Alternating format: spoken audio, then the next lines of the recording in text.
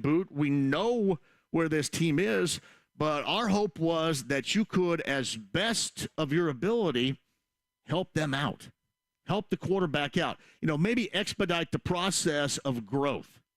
Maybe give this fan base a little bit of something, juice-wise, which was there yesterday, and then have something to show for it.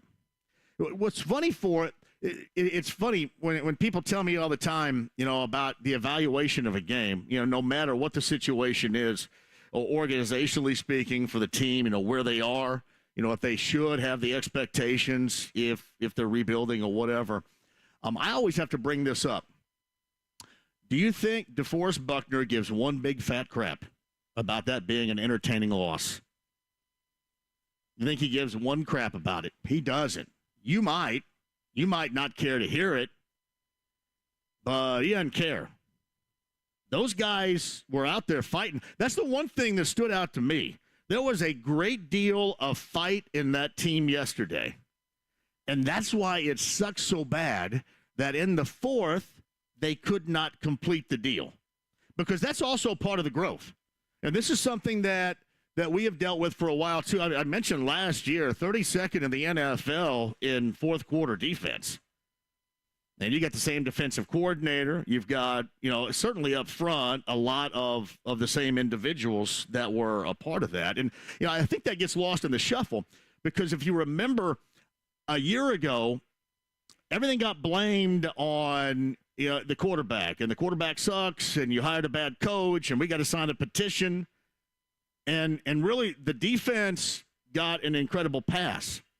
I thought this year, at least through the first three quarters, the defense did all that it could. And I know I was really pessimistic going in. I thought really the only edge was the defensive line, and I thought that they showed that. But I'm going to give credit. Zaire Franklin and E.J. Speed, I thought, played outstandingly. And I'll also tell you this. I thought the debut of Shaquille Leonard was very good. I mean, it may come back to where he is a difference maker in terms of turning the football over, but what I gathered in that first game back, he seemed to me fitting back into the mold that got him that extension and made him a linebacker that everybody thought was top tier of the NFL. He was flying around. He may not have made a lot of plays. I know he made at least one that ultimately forced Jacksonville into a punting situation. I think got them out of field goal range, in fact. He was moving around. I think that's going to get better. Hopefully he stays injury-free, healthy. But I thought that was better. And I'm going to give credit where a lot of you suggest credit shouldn't be due. I'm going to give credit to the secondary. I thought the secondary, they may not be the most skilled, especially at corner. And who knows, they may grow into it. Just week number one. But, man, those dudes battled. I know what you're saying. Well, Calvin Ridley was running free. Well, on the touchdown for Calvin Ridley, he was running free because it was like 10 seconds before anybody got at Trevor Lawrence. He was like running around like it was Tecmo Bowl the entire play. And you're not going to be able to protect or guard when, the protection is for about 30 seconds for Trevor Lawrence. But I thought those guys fought. And I will say this. I thought, and I know they put up 33 points or whatever, and Zay Jones had a great catch in the end zone. Ridley was a monster most of the game, and no question about that. But I thought those guys fought, and I like that. On the offensive side, I don't know about the offensive line. There were times when I thought, hey, you know what, this is on the right track. And then there are times when I thought that they regressed back to what we witnessed a year ago. Man, how long has short yardage been an incredibly difficult scenario for this team? And we saw that again yesterday. Seems like whomever is coaching them up, going all the way back to Howard Mudd, it seems like short yardage is a pain in the ass for this team. I don't think there's any question about that. So, I don't know. I'd have to ask Rick Venturi how they thought. I know that Joe was on with Jake a little bit earlier. Joe could probably give you a pretty good idea how well he felt that they had played. They made a couple plays here or there, and there were a couple of points where, not so much. So I don't know about that much. Here's the thing that I do know offensively. I do know that I thought Shane Steichen put Anthony Richardson, as I mentioned earlier, in a really good space and spot to succeed. And for most of that game, he did. But as we've talked about ad nauseum, seemingly day after day, month after month, is that you got to give him some offensive support. And it just wasn't there.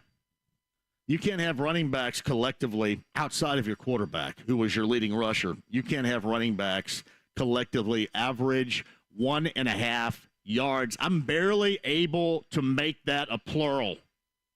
Barely. 1.5 yards. I almost have to say 1 yard. Like, how about that? Singular? 1.5 yards per carry. Cannot happen. And then when it's going that bad, you can't have 2 turnovers. You can't cough it up twice. What's funny about it, too, I mean, we talked about, the place-kicking situation and how, missed field goal, guy gets cut. We'll see what happens this week, but if this were a situation where they had more bodies, for example, we heard that Evan Hull is probably going to miss some time, went out yesterday with an injury. If they had more bodies, certainly if Jonathan Taylor were here, if they just had more right now, which they absolutely don't, then Deion Jackson's not here, because that was as costly as anything. We talk about the special teams and the punt return, and there's no doubt that's when things really did drastically change. But the one thing that hasn't with this team, and I don't care what type of personnel we're talking about, I don't care what type of expectations, is their skill positions stink. They just do. Their skill positions stink. And listen, I like Michael Pittman Jr. a great deal. That was a nicely set up play, and he had a parade, an entourage with him to the end zone. And good for him, too. That was a 39-yard touchdown. I think he ended up with somewhere in the neighborhood, over 90 yards receiving, right? And that touchdown, which, really does, it makes the receiving yards, makes that look better, makes your skill position players look better. But you take that away, which you don't, but if you take that away, you just look at these skill guys and you're going, all right, how is this not the worst in the NFL? And that's where that front office has to be better. That front office has to be better, and we'll get into Jonathan Taylor coming up in a bit. I know he's sitting there on PUP. He's got another 3 weeks.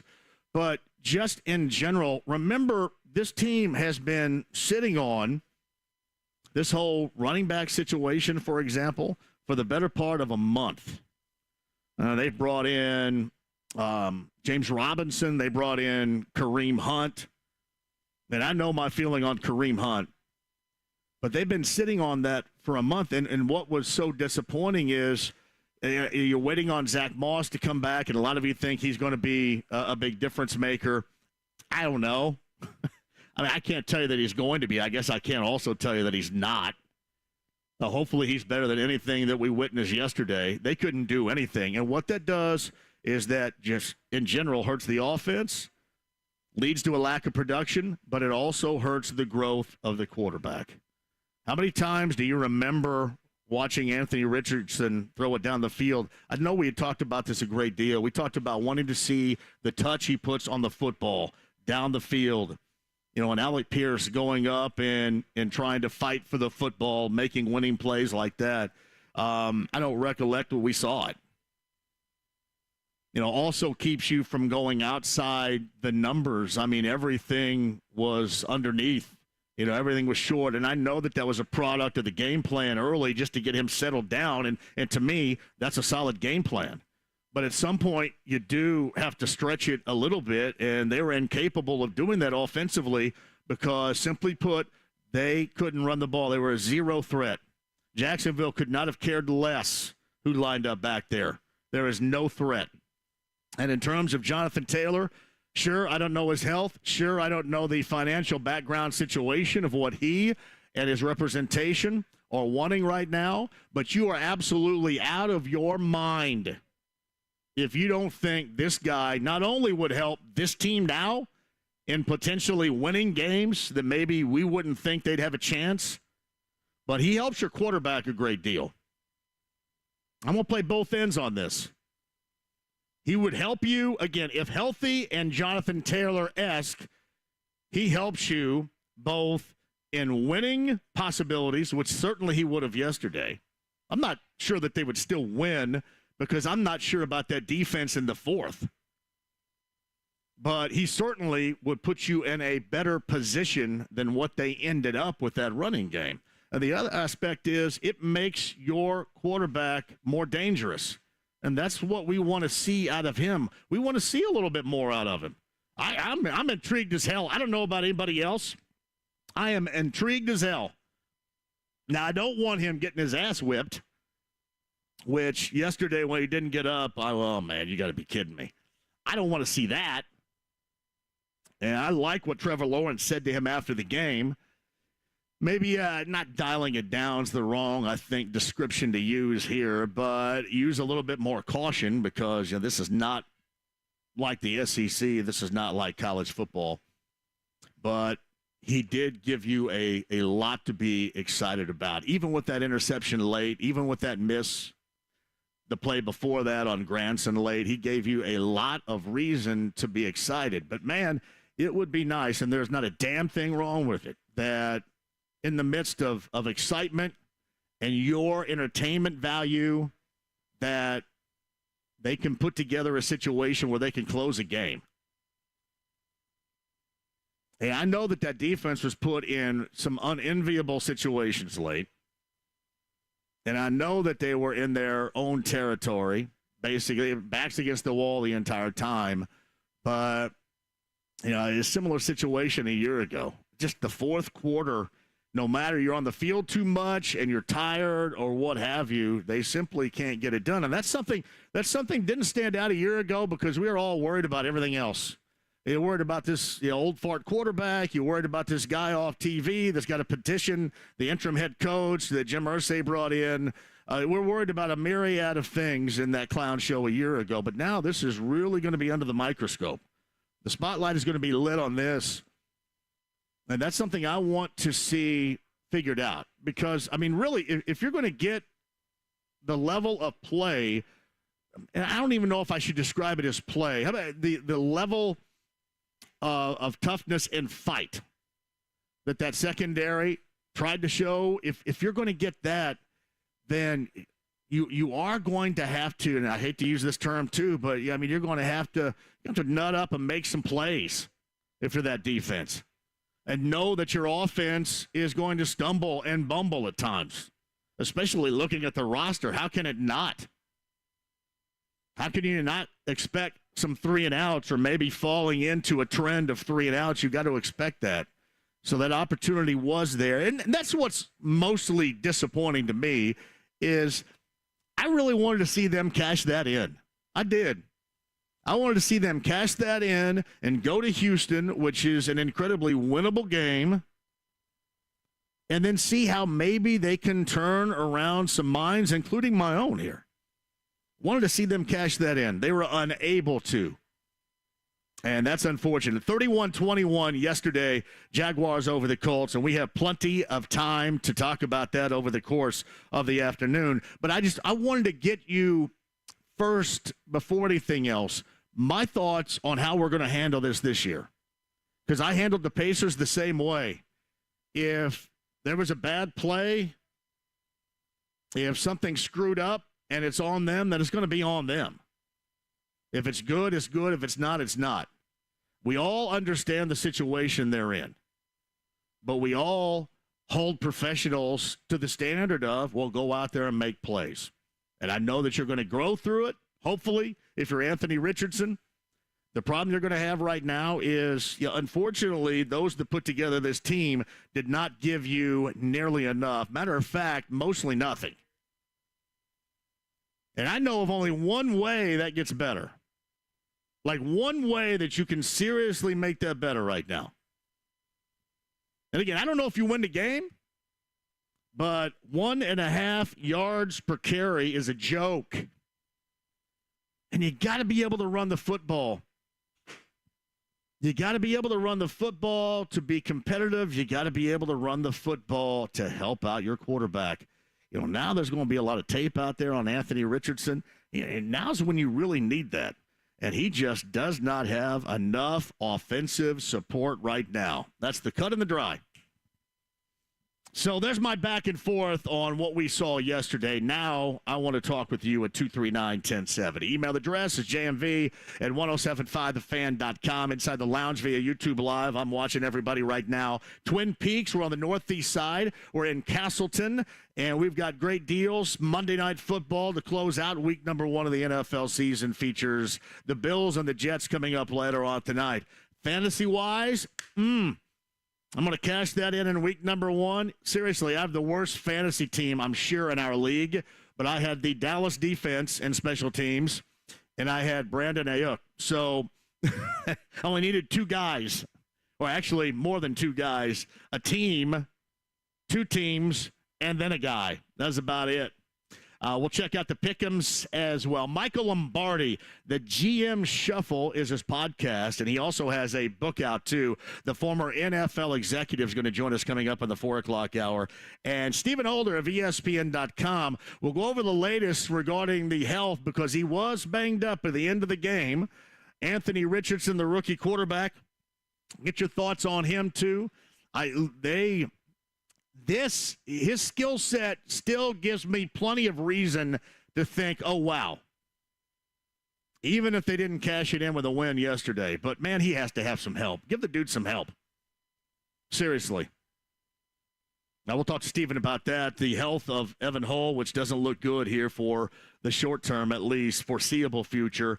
And I would think a veteran running back is in the fold sometime here in the not-so-distant future as well. Steven's going to join us coming up in the 5 o'clock hour. Twin Peaks, northeast side. We've got zoo tickets, a family 4-pack to give away as well. 82nd and I-69 is our location. It's a busy show on a not an overreaction Monday. It's a reasonable reaction Monday because everything I just said is absolutely 100% true. And you know that. We'll get your thoughts on that coming up on the other side. Inside the lounge via YouTube Live, the stream, the app, HD Radio, and 93.5 and 107.5 The Fan. At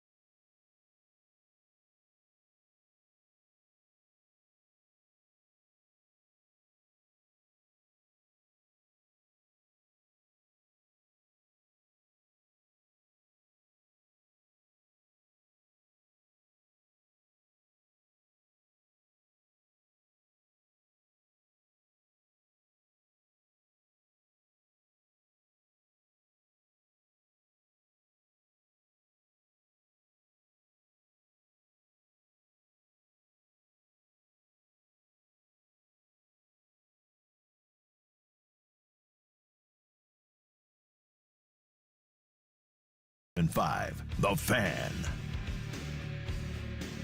Hey, welcome back. 82nd and I-69. We're at Twin Peaks on this Monday.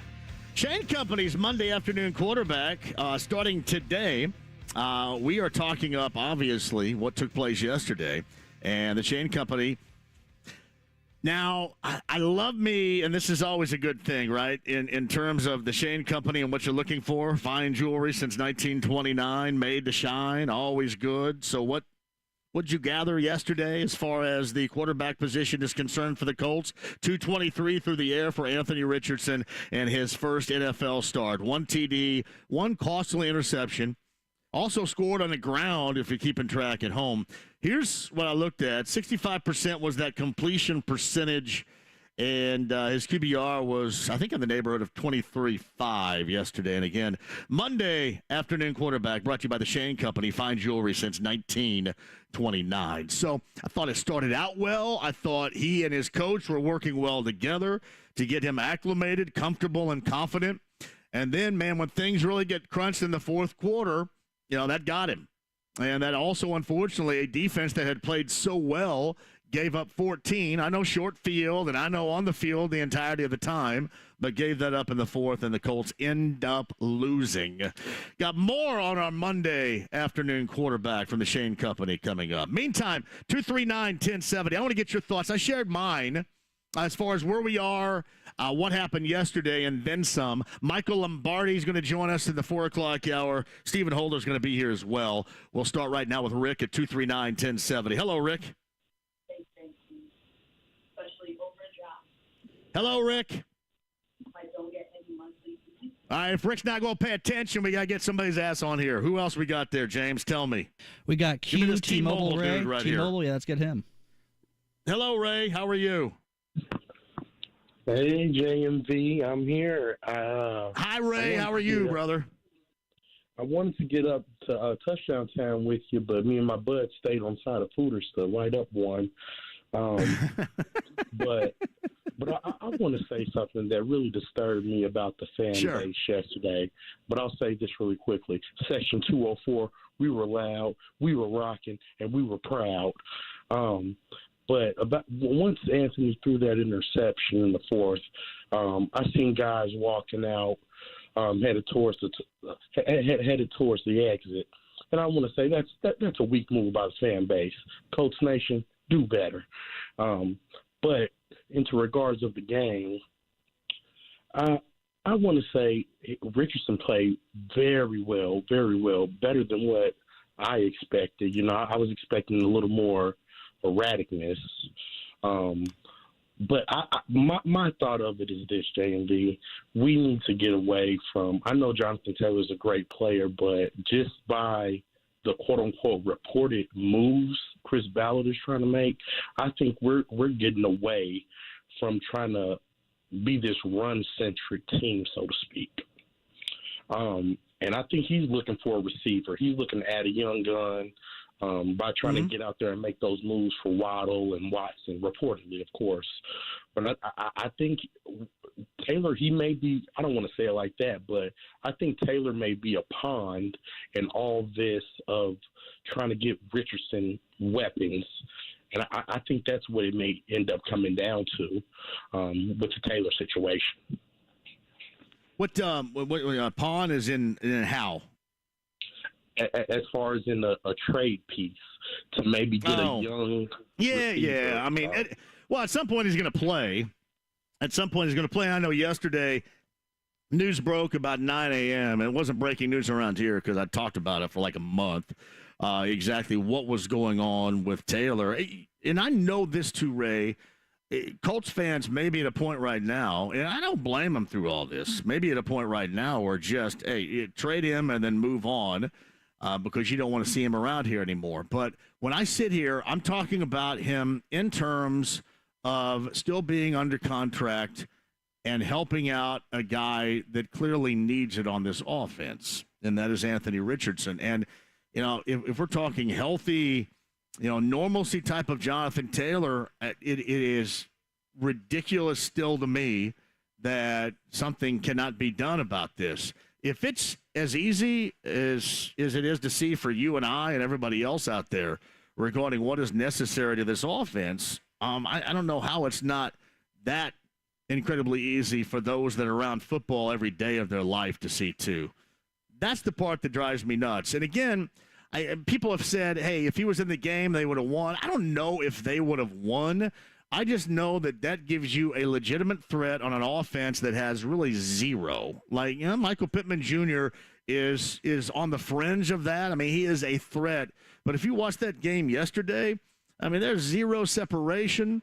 You can't go down the field. I mean, basically, Jacksonville, if they were doing that defensively in that Bear defense of trying to, to keep absolutely everything in front of them, mission accomplished right there. Because that's defensively, that's what they wanted to do. That's exactly how they ended up doing it. But you're just going to have some help. And I'm not even talking about winning games, Ray, in terms of, wins and losses here. I'm talking about just helping out this guy that clearly needs help. And I don't think there's any doubt about that looking at this roster and then watching the way that offense played yesterday.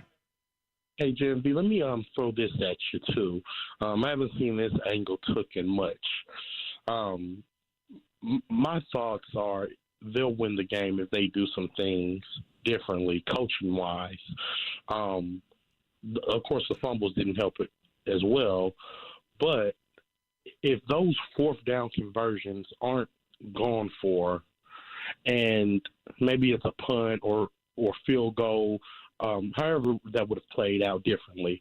What are your thoughts about the job that Steichen did just overall?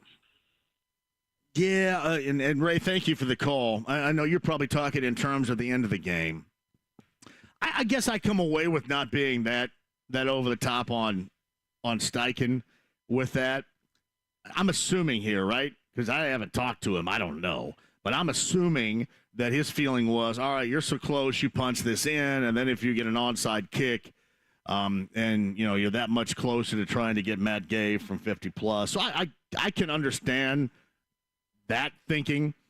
I would also understand this, that historically speaking, that we know short yardage has been a task with this group and this offensive line, and I don't know whether or not he felt coming in that what he does offensively would be like, opening up a box of toys now, and now the offense is going to be that much better in short yardage because of what he does offensively. That clearly didn't work. His short yardage looked every bit as the issue yesterday as it did a year ago, and it really has for a while, to be honest with you.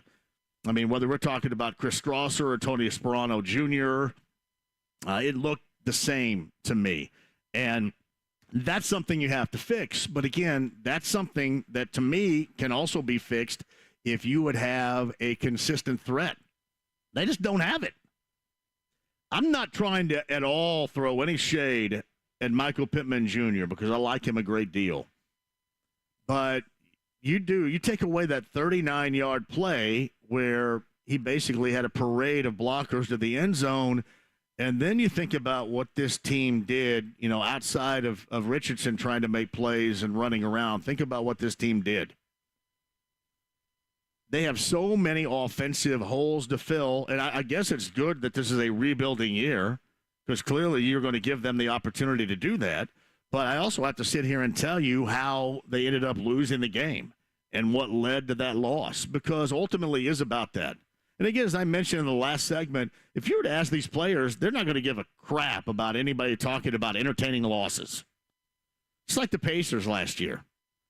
I mean, they're going to take that as such a slight. They don't want to hear that. They were out there to win.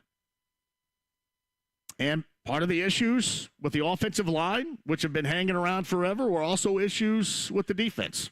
And we saw those issues with the defense. They got widely covered up a year ago because everything was such foobar. But it was an issue again yesterday, and that is fourth quarter defense. All right, quick break, and we'll come back. More of your thoughts on yesterday. We'll move forward to Monday Night Football can be seen right here at Twin Peaks tonight. That's the Bills and the Jets to close out week number 1 of the NFL season. And again, the Shane Company presents to you the Monday afternoon quarterback. The Shane Company, made to shine fine jewelry since 1929 in describing what took place offensively yesterday with Anthony Richardson and the Colts and that loss to Jacksonville. All right, quick break and we shall return. We're live in Castleton today, 82nd and I-69. Twin Peaks, more me, more of you. Michael Lombardi coming up, Stephen Holder too on 93.5 and 107.5 The Fan.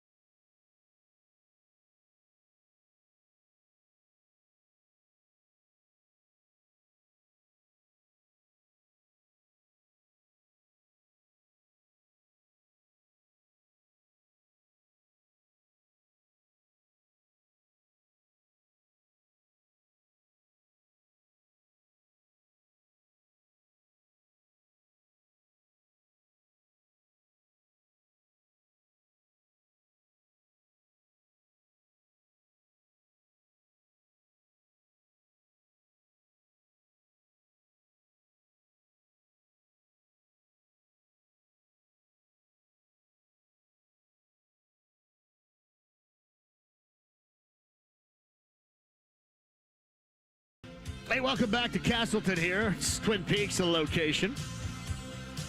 82nd and I-69, and we're brought to you by Win Schulers.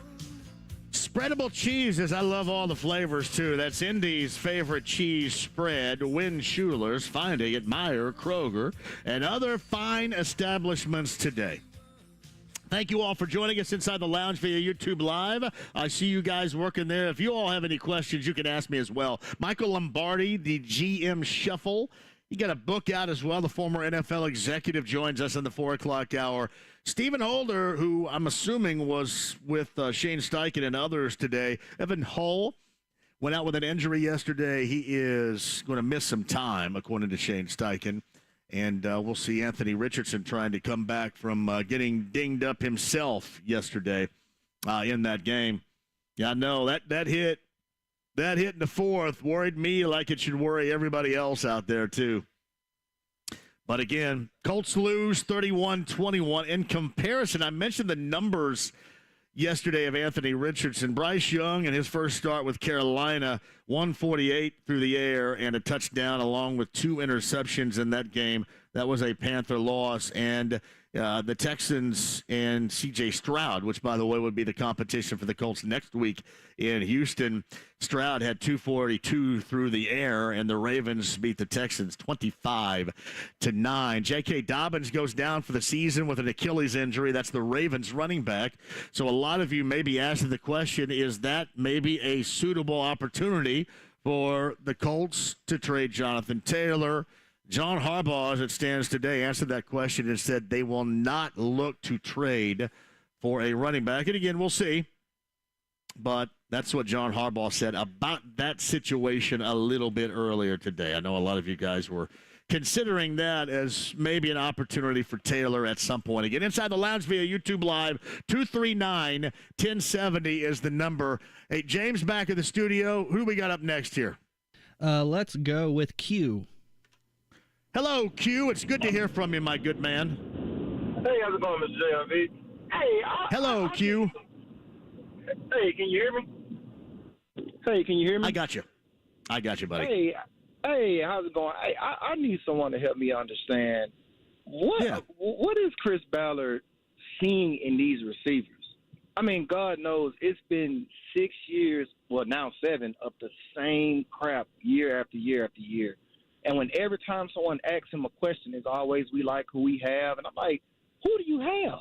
And it's like, you said it perfectly the other day, like how they struggled to get separation against second and third string players.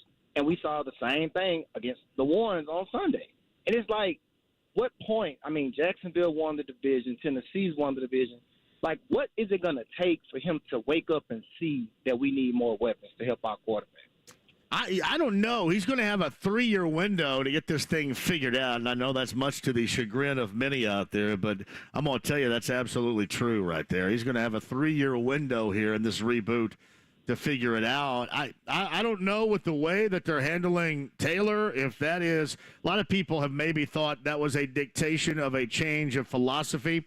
I don't really believe that. I still think he thinks the same about that position as he ultimately – always has. I wish I had an answer for you, Q. I do, because this is something that even the average fan has looked at and understood.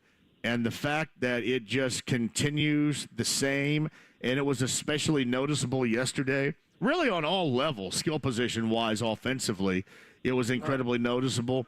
That has to drive everybody nuts, and I absolutely don't blame you because I've been at the head of this class for a while and being driven nuts over this. And even if you're not dealing with heavy championship aspirations, for example, here, I mean, help this dude out. Help his quarterback out a little bit. 1.5 yards per carry is a joke from running backs. Yes. It's an absolute joke. It makes zero sense to me. But you got about 3 more years, I think, to get this thing figured out from a Ballard standpoint. We'll see. We'll see if he truly has a change of heart. I mean, we've had the cap space. I mean, it's like year in and year out. They always show this graph of, the Colts have time. I'm like, use the cap space. Instead of saving it like, what is this, a checking account? spend the money. Like, we have it. You know what's funny? Exactly. Hey, Q, what's funny about that, the team they played yesterday, got offensive output through the air that they had not seen since the heyday of Keenan McCardell and Jimmy Smith. They got that type of output, right? And everybody was in love with it. But you know what they didn't do? They didn't throw bouquets at one another here. They went out and they got a guy in Calvin Ridley that was a difference maker. He was the difference maker yesterday, especially early in that game, because the guy, was running wide open often too. They went out and they added, to what they have of Zay Jones and Christian Kirk and Evan Ingram at tight end, that hybrid. They went out and added another game-changing type of producing wide receiver. Now, granted, they're at a different level with different aspirations going here, but that should be the philosophy. I think Jacksonville has it right, philosophy-wise, as far as, what they're doing with their skill position players there. Me too. Well, I appreciate taking my call. You have a good one. Q, I appreciate you more than you know, man, especially every single Saturday night when Q calls in. Gives me a little help here. All right, tell me, James, what we got next. I'm going to have to start writing. Here's what we're going to have to do. We're going to have to get a screen here, I think. We're going to get the Assist Pro. I'm going to see this in front of me because James is getting tired of being on the air right here. I need an Assist Pro. What do you got for me, James? Let's go ahead and get Mike on the air. Mike at 239-1070. Hello, Mike. How are you? I am doing great, JMV. And if you heard a collective "oh no" coming from New Pal yesterday afternoon, that was me yelling at my wife in the garage. I thought we just lost Richardson. I just ate my stomach.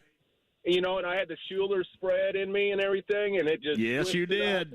I'm like, this is no. But hey, the thing I don't understand is everybody says, well, they're going to be, including you, and I agree to a point.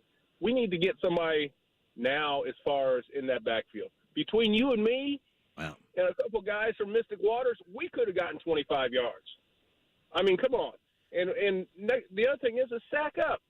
Well, if you got a head coach that's going to run and try some different things, I get it.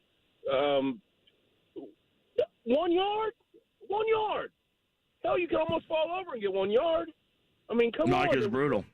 There was no push. That part was brutal, too. And, I'm spending a lot of time talking about it because it was significant.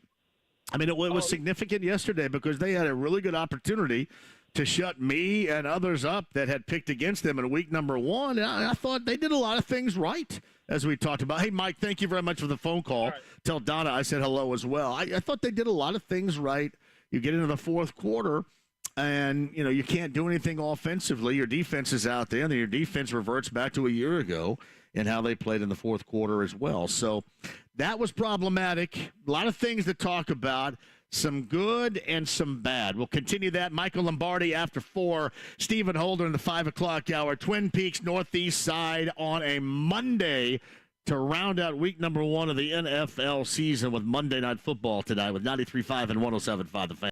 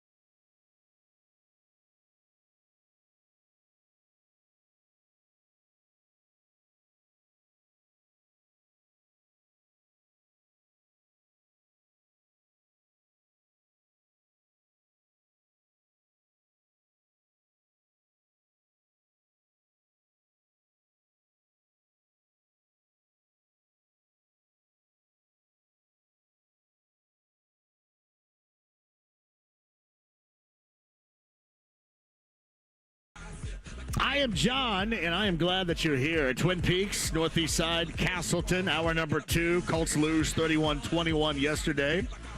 I really did. I explained about as well as I could exactly what I believe, not just me, but you should be looking for in terms of game to game here. If somebody ever comes at you and says, well, it's a rebuilding thing and it's okay, tell them to say, all right, well, ask DeForest Buckner that. If anybody ever talks ever again, and I know that to describe it, I'll have to mention it, entertaining losses, because I'm sick of it. I hate it. I think it's nerdery. But if anybody brings that up to you, say, hey, why don't you go ask a player what they think about entertaining losses? Yeah, it was a loss. Just a loss. Now, again, we view it differently here because it's a loss for a team that doesn't have lofty expectations. But we still are allowed to talk about exactly what went on. What went down to the good, what went down to the bad. It's all fair game, and it should be. It's the way that it is. A lot of things stood out to me, and I gave those in hour number 1. I thought the linebackers, E.J. Speed didn't get that much mention when he was in there. I thought he made some plays. Zaire Franklin was all over the stinking place. What do you have, 18, 19 tackles? All over the place.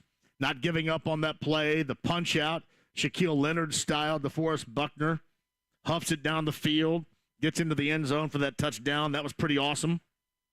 I thought Shaquille Leonard's return was exactly what you wanted.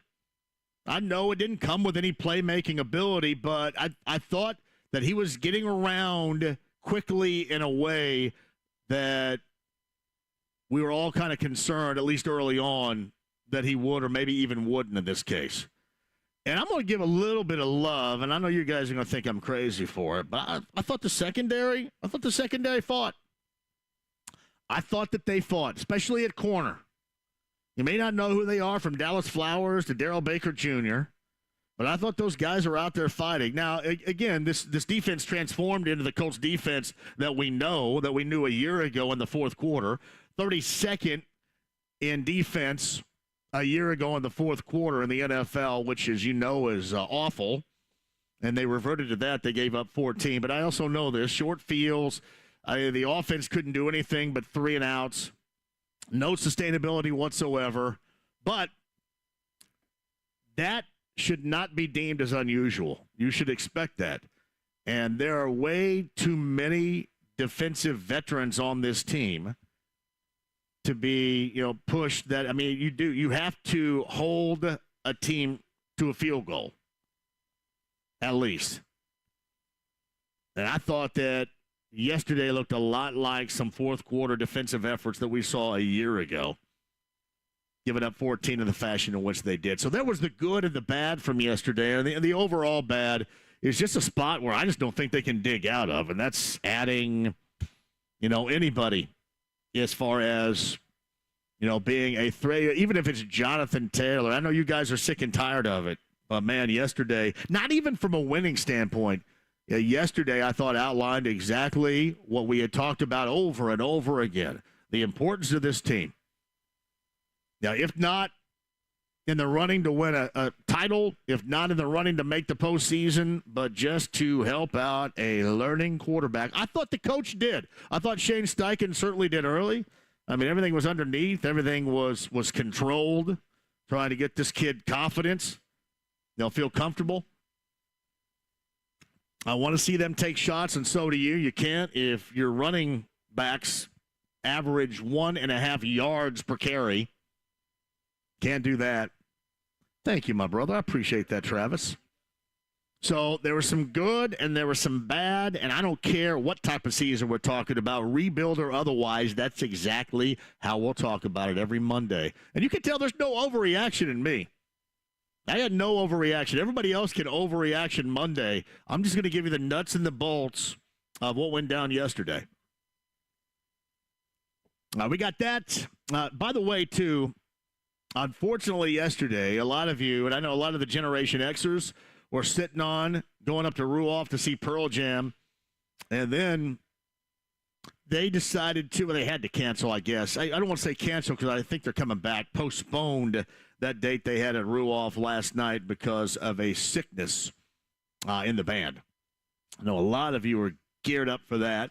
That didn't take place last night, so that means you probably, Generation X, those of you that are in the neighborhood of my age, I'm 53, so, under, over, whatever, there was a lot more attention to detail today in the workforce locally than there would have been had Pearl Jam played last night. That's a long day for you.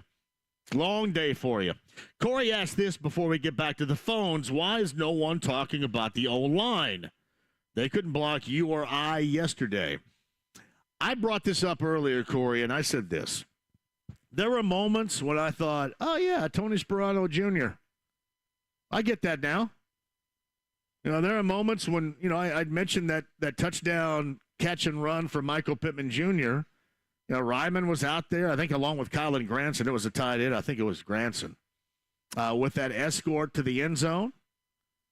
But then again, you revert back to short yardage, which, much like a year ago, your defense in the fourth quarter was terrible. The short yardage situation last year before last, and I will say this, Corey, that is unacceptable. Unacceptable. Were they 3 of 10 on third down, 1 of something on fourth? I forget what it is, fourth down. 1. They were awful on third and fourth down. But the short yardage stuff with this group that they pay handsomely is ridiculous. And it's not like this is altogether new right here. Take it easy, Travis. This is something we've dealt with for a while. Certainly would it get better if you had better skill position players, if you had Jonathan Taylor in the backfield over Deion Jackson, who was awful. I mean, awful. As awful as we have seen. I'm trying to think who had a worse day like that. That was awful. But you just need a little bit more help. And I honestly, to answer your question, Corey, I would have to ask somebody that actually Joe Wrights, for example, would be good to ask. There were moments when I thought, okay, this offensive line, that's more like it. And then there are moments when you're thinking, yeah, this offensive line is the same old, same old. So I guess I had a bit of a mixed opinion, Corey, on that. Inside the Lounge via YouTube Live. You guys are in there. You guys can talk about this game and then some. Michael Lombardi, bottom of the hour. Stephen Holder in the 5 o'clock hour. Let's go to Kyle at 239-1070 with his reaction on yesterday's game. All right, who else is there, James? We've got Greg. Hello, Greg. Thanks for joining the show. John, I'll start off how I always start off. How are you? Tell you what, Greg, I am fantastic. I started Monday out at Twin Peaks. Some beers happening right here, talking a little football. It is nice. Even if Pearl Jam postponed last night, it's nice. I got some sleep. Fantastic. No better than that, right? No doubt. I know we're not going for the, we got, they lost the game, and you don't want to hear about, how, the water's, the glass is half full. I get it. I understand. But I'll tell you that, I saw out of 3.5 quarters yesterday more potential in that team than I saw at any moment last season. I think every group has gotten better, except for obviously the running back room. That's not you can call that whoever wants to take the blame for that. That doesn't necessarily play. It plays a huge factor into yesterday, but that's out of the control of the rest of the team at the moment. So I thought that every position got better. I did see improvement out of all of those spots. Here's what I look at, though, and we talk about how, you're right, DeForest Buckner, Tim Carey wants to win. Everybody wants to win that's in that room.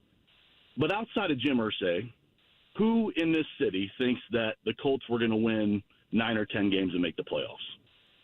Nobody. No, right? Nobody. I took the under 6.5. For sure, right? So at that point, as far as building the team up, a competitive game as it was yesterday for 3.5 quarters, they lose it in the fourth. Would you rather have 6 wins or 3 wins? You're not making the playoffs either way. So give me 3 or 4 wins.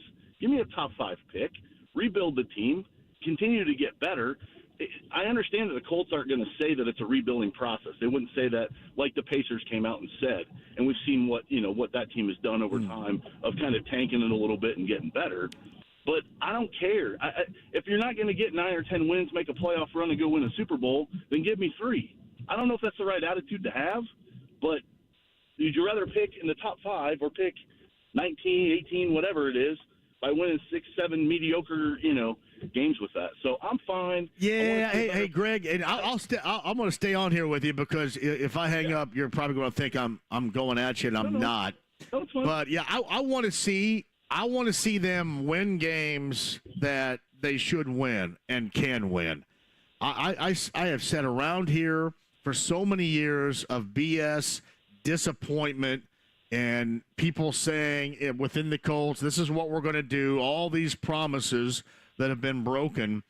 I want to see these guys win some games. And I guess I sit here right now not really giving too much of a blank about where they end up drafting if they win 6 games over 3 games or 7 games over 3 games.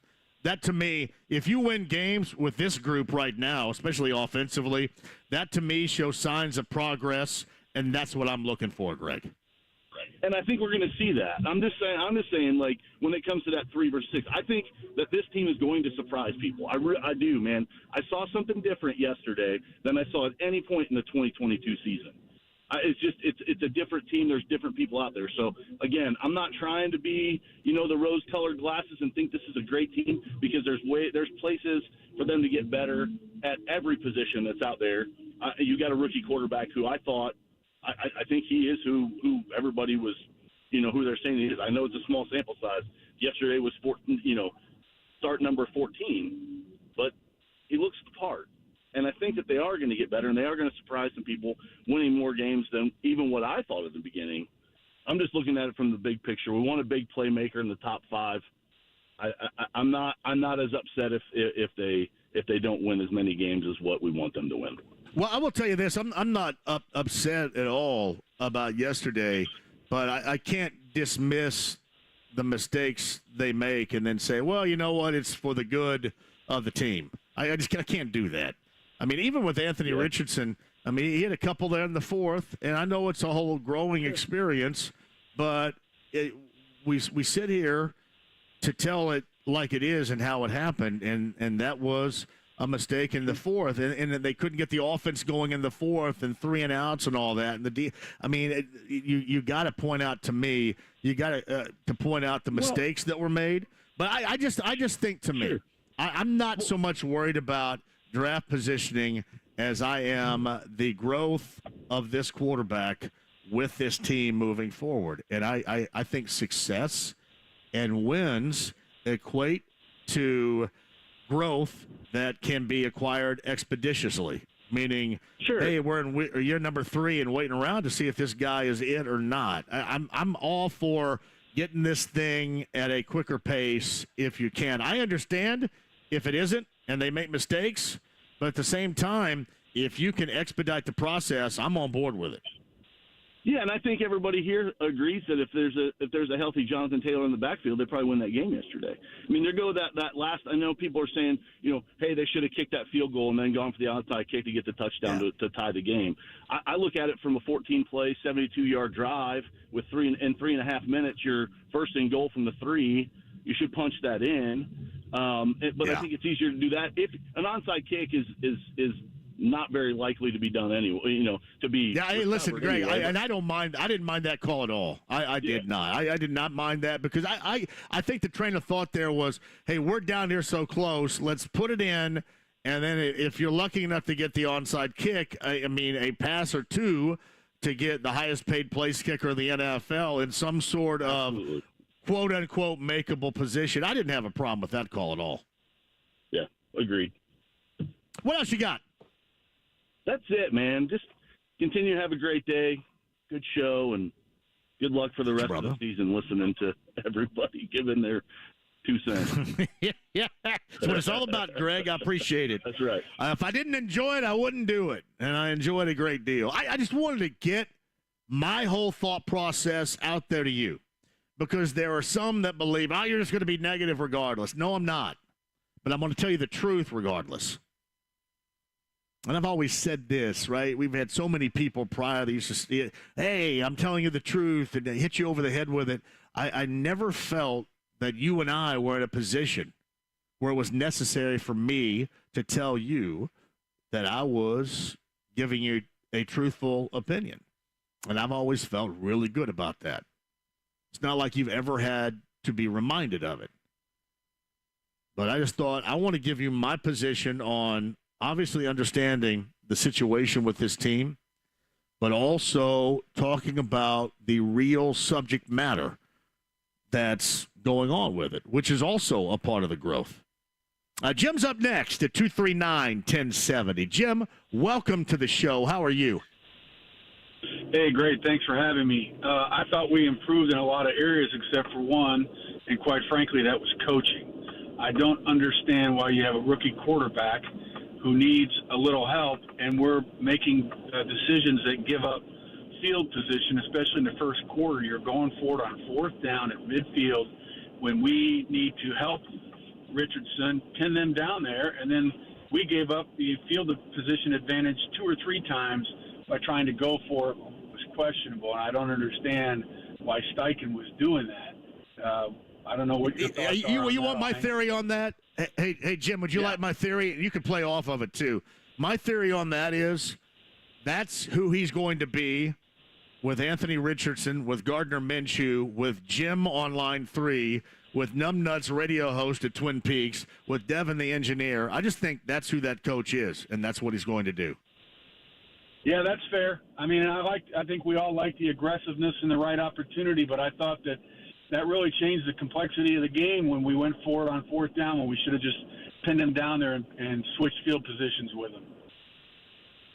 Yeah, and and maybe he learns, especially with the personnel that he has right now, that's easier said than done. And let's just say, for example, it's much easier to do that as the OC in Philadelphia when you've got 2 guys on the outside, a guy on the inside, 3 dudes that can run the ball, and an experienced quarterback getting it done. It's easier to do there. Maybe you figured that out. I just thought in that first game, those decisions he made, that's because that's how he's built, and that's how he is, and that's who he wants to be moving forward. That was just my thought. Yep, I agree, and maybe in 2 or 3 years when they do get the right personnel, then we'll look back and go, maybe it was the right thing to do at the time to get him some experience. So I appreciate your time. You call anytime, Jim. I thank you very much for that. Yeah, I know what you're saying. I do. I got a lot of, man, this guy's just like Frank Reich stuff. I just think that's who Shane Steichen is, for better or for worse in that first game. And then maybe you learn from that. And that's what I'm curious about. Do you learn from that? You can't be this riverboat gambler type of person when your offensive line can't push forward to get a half inch on fourth down. Or your running game averages, 1.5 yards per carry. Or you can't go down the field. You can't go outside the numbers because nobody at all can get any separation whatsoever. Maybe you learn from that. I just thought yesterday he was just trying to be who he wants to be, who he is. At least in those decisions, Greg. Thank you very much for the call. Monday Night Football tonight at Twin Peaks. Great food, outstandingly ice-cold beer. And, of course, Monday Night Football to close out this week with the Bills and the Jets. Should be good. Yeah, a lot of surprises yesterday. The Rams-Seahawks on the road, 30-13, the Rams over Seattle. It's funny. I'm not a Cowboys fan at all. I thought it was kind of funny. How about going in against the Giants on Sunday Night Football and shellacking them 40-0? That's pretty funny, I think. I don't like the Cowboys, but I think that's pretty funny nonetheless. Dolphins, you can make an argument. Hey, do they need Jonathan Taylor? 36-34 on the road against the Chargers. Most of the time, even a good Chargers team is a choking dog type of Charger team. And clearly I was all over the Broncos being a surprise early with Sean Payton losing at home to the Raiders 17-16. The genius that I am right here. Speaking of which, Michael Lombardi, bottom of the hour, the GM Shuffle podcast And, of course, he's got a book out, the former NFL executive, his thoughts on yesterday's game and the rest of week number 1. And Stephen Holder coming up at the top of the hour. Twin Peaks and Castleton on a reaction Monday. There's no overreaction here. We're in reaction mode. Colts losing to Jacksonville yesterday, and we got you covered here. Inside the Lounge via YouTube Live at 93.5 and 107.5 The Fan.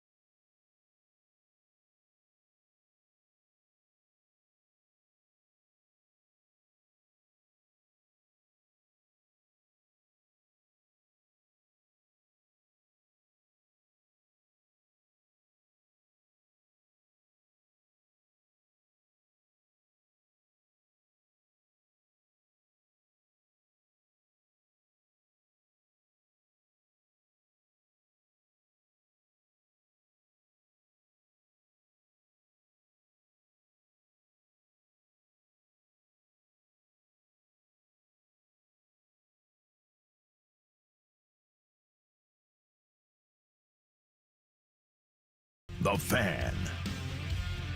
Welcome back to the show. This portion of the Ride with JMV brought to you by Win Schuler's, Indy's favorite cheese spreads.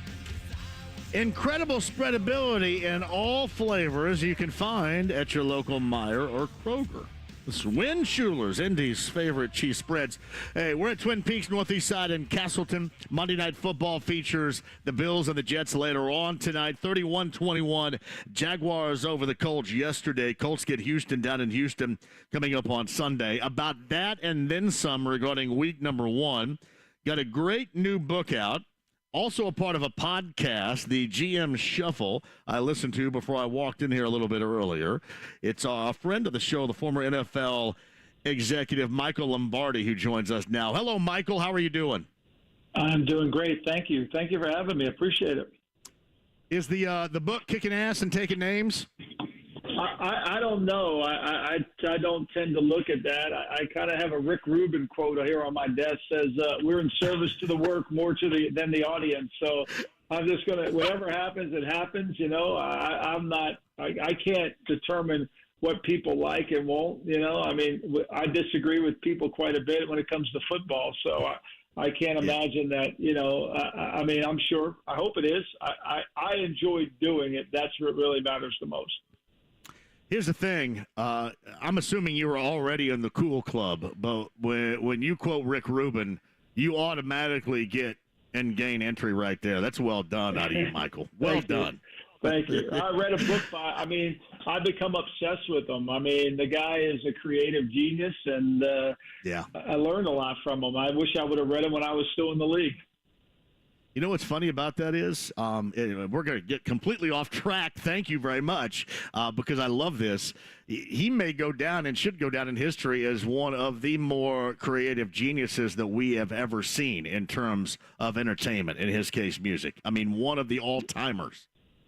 No question. I mean, from Johnny Cash to Run DMC, I mean, like, the guy's incredible. And the fact that he was doing it all from his dorm room at NYU is even more remarkable. So, yeah, there's a lot to learn from the creative process. His book is great because I think what it teaches you is we are all creative people. And if you're a coach, if you're a leader, we write about this a lot for the Daily Coach, you got to tell a story.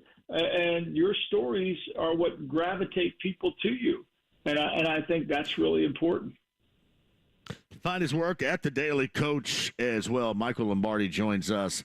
A lot to learn, certainly, from Anthony Richardson, but what were your thoughts on his debut and that loss for the Colts yesterday? Well, I think it was what was expected, right? I mean, you know, we know we're going to have good, we know we're going to have bad, and we're going to have some in between. And, you know, I think he is going to grow. Look, here's what happens with a lot of young players in the league. The playbook is kind of small for them, right? Because they don't have a lot of experience and they don't have a lot of time to go through it. So you go into a game when you're not really fully prepared on what's going to happen in that game because nobody shows anything in preseason. So you do what you do, you kind of show your game plan, and then the adjustments. Remember, football's a three-dimensional game. The first quarter is about figuring out what's actually in the game plan. The second and the third quarter are about the adjustments. And then the fourth quarter is a standalone game. And what happens to a lot of young rookie quarterbacks, by the time they get to the fourth quarter, they don't have any plays. They don't have any plays left. And so what are they going to run? What are they going to do? It becomes a real problem. And I think that's what happened to him. I think that's what kind of not messed up, but I think that's what kind of creates a problem is the longer the game goes, the less effective it becomes. And I think that's really kind of hard.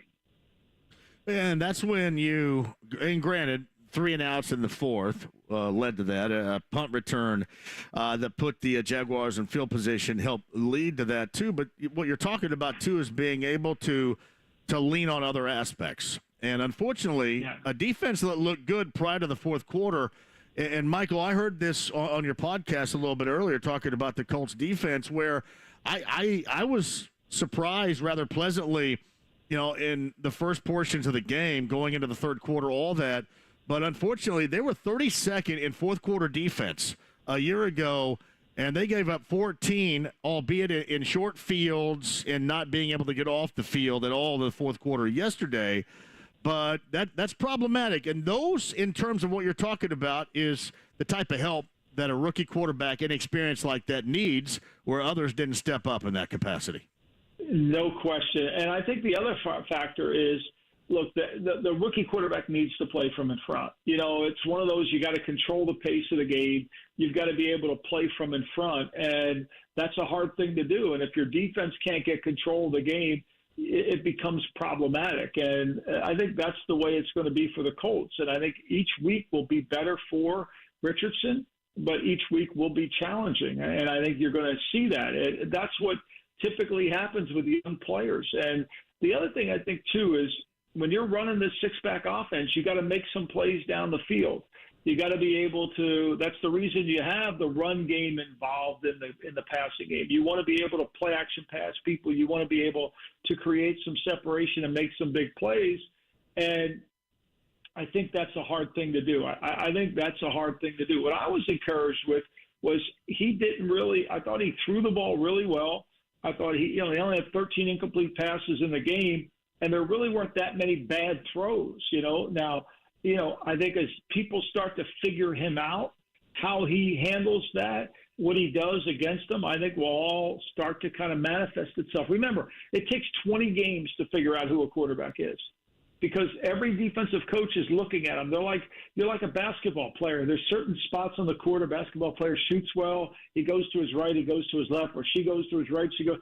And once 20 games have been out there, you kind of have a sense, okay, this is who this guy is. So when Baker Mayfield took the world by storm, once people figured out if we rush him down the middle and make the pocket tight, he's not a very good player. Same thing with Kyler Murray. If we make him play quarterback from the back of the center, it's harder for him to see. But if we let him run around and go beep, beep and make plays, oh, he's great. So Michael Lombardi joins us at the Daily Coach. The one thing that I bring up, and you mentioned 20 games, and my opinion is going after one. And we all know about Jonathan Taylor and where he is on PUP and that dramatic situation that is ongoing right now. But outside of that big play touchdown from Michael Pittman Jr., there was zero running game from a running back standpoint. 1.5 yards per carry was that group's average. And there is, simply put, their skill position players just don't equate to me, Michael, in helping a rookie quarterback that clearly is going to need that. And I know it's a rebuild and all, and the Colts aren't going to say it, but I just think that's where Chris and company erred in judgment to where we are right now. If you're going to go after one game, I understand that. They get Houston next weekend, but I just don't see how very much, certainly not dramatically, but very much, that's going to get a lot better. Well, when you look at Jalen Hurts, his second year in Philly when he was the starter, they went and lost to Tampa in a playoff game. Anthony, when they traded for A.J. Brown, that made all the difference in the world. And I don't think Chris or anybody in the Colts think they have the skill players around Richardson that they're going to need. They're trying to manufacture it. They're trying to hopefully get to it, but they don't have that playmaker. They don't have that guy that can really create some problems with the defense. So I think that's an ongoing work that they need to get covered. You can't fill all the needs in one draft. And, look, nobody expected Taylor to end up like this. Even the kid said in April he was going to play out his contract. So these are one of those things. But the one thing I do know is the league moves on. You can find running backs, and I'm sure they'll keep digging for one. Yeah, probably sooner rather than later, the way Deion Jackson played yesterday and giving the ball up twice as well. Michael Lombardi joins us. I did one more thing regarding Taylor. You and I talked going back about a month ago about his situation, and certainly a lot of it is the same with the exception of he is now on PUP as the season is moving along. He's got 3 more weeks of that. So give me your thoughts on what you believe to be a logical outcome once the 4 weeks are passed on PUP for Taylor. Well, if he wants to get a contract and he wants to make this $17 million that he thinks he can get, and the agent told him he'll get it for him, he's got to play football. Football players play football, and so that's the key. And I think, to me, that's what would solve all the problems for everybody. It doesn't have to be extended past the season, but if he comes in and plays and he's worth $17 million a year, then some team would have paid for it. But Chris Ballard's phone, he let his phone ring. There's a reason the Colts gave him permission to seek a trade. They wanted him to know what the market was. They got tired of telling him what the market was. Well, and reportedly, the price tag for what they wanted in return was so high that there's nobody around the NFL was going to consider that. What type of ploy was that? Again, these are reports regarding Christian Watson, and Jalen Waddle down in Miami that came about a week or so ago. What's the play for the Colts to get that type of information out there, placing the price tag so high that no way in the world will anybody think about matching that? Well, but look, he was a guy who won $17 million. Why do you think the price tag's too high? If you're going to trade a good player, shouldn't you get a good player back? Yeah, no doubt. We're talking about wide receivers of that ilk compared to a running back the way that it is. It just seemed to me like you place that price tag up there because it's your belief that nobody is going to reach it. So that's why I'm asking you, as somebody that's been in the NFL, is there some other ploy, scheme, thought, blueprint that's going on the other side of this where, maybe they can meet in the middle. Maybe he comes back, plays out here. Maybe they do, against Jim Irsay's early wishes, end up trading him. Is that an outcome that you can foresee? Maybe him getting dealt? Maybe they lower the price tag, he ends up someplace else? I think they're better off waiting. I think they're better off waiting than lower. Why should they lower if the guy believes he's this great player, the agent's convinced the player he's going to make him all this money, then why should the Colts be the one who have to compromise? They own his rights. They can franchise him next year. You have to do what's in the best interest for the Colts, not what's in the best interest for Jonathan Taylor. He's the one who took this stance. I mean, I think the Colts would have paid him $12, $13 million a year. I don't think there's any doubt about that. He wants more than that. He wants to be $17, $18 million, and I don't think there's a team in the league that wants to pay that to any running back. So Michael Lombardi joins us, the former NFL executive, with us via the Andy Moore Automotive Group hotline. I will get away because I was listening again to your podcast and you're talking about the rookie quarterbacks, in terms of Anthony Richardson. But what do you think about both Stroud and Young in their debuts yesterday? I thought, like a lot of them, I thought the same as I thought. I thought Richardson, I thought that Young was really good. His timing, I thought his arm was good. I thought he made mistakes, right? And I thought that, he struggled, didn't have all his receivers with him. That became a problem. And then he got behind in the fourth quarter. Stroud, the same thing. I mean, they have two over 10-play drives. They scored 3 points on each one, made it very difficult. So I think they're a work in progress. I think they are a work in progress, and it's going to take some time. I think if I'm a Colt fan, I'm happy with Richardson because I thought he threw the ball more accurately for the Colts than he did at the University of Florida. And that's important. That was big. But the thing he's got to do is find the ability to and get that run game and not get hurt. And he's got to stay on that field. What do you view? I think the Ravens, to me, have a legitimate shot to surprise more than just, for example, winning a division.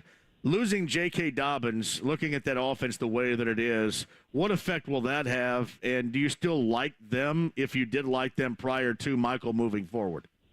I worry about their secondary. I worry about their defense. Now, they weren't challenged yesterday by Houston because of the rookie quarterback. And then remember, Houston's offensive line was completely out of whack. I mean, they didn't have any of their guys in there, so that became a problem.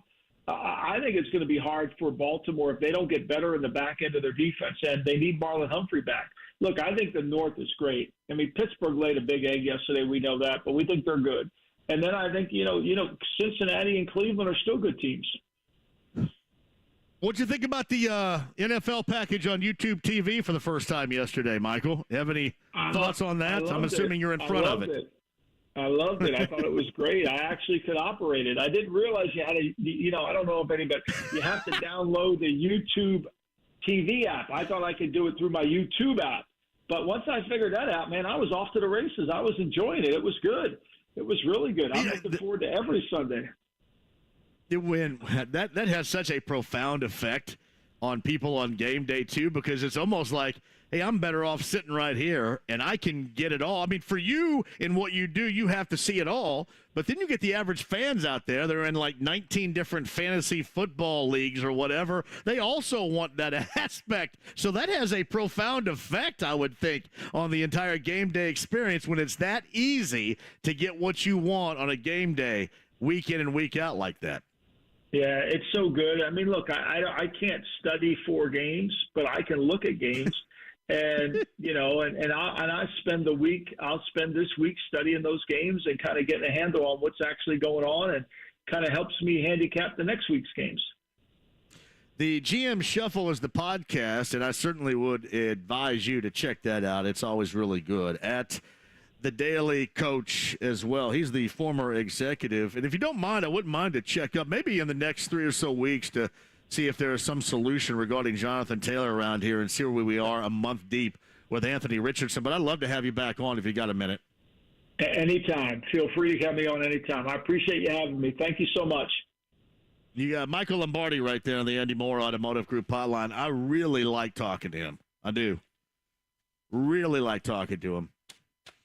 And see, you could tell we don't quite get on the same page as far as Taylor and the makeup of this Colts team right now. But, he's a guy that's actually been there and done that and has Super Bowl rings. And if I had a collar and not a V-neck, I'd just have a ring around the collar. That's about it. We're live, Twin Peaks, Castleton on a Monday. Monday Night Football features the Bills and the Jets, of course. There's no better place to eat and to drink and to watch Monday Night Football than Twin Peaks. I would advise that to you tonight as well. Quick break. We'll come back. Stephen Holder, top of the hour.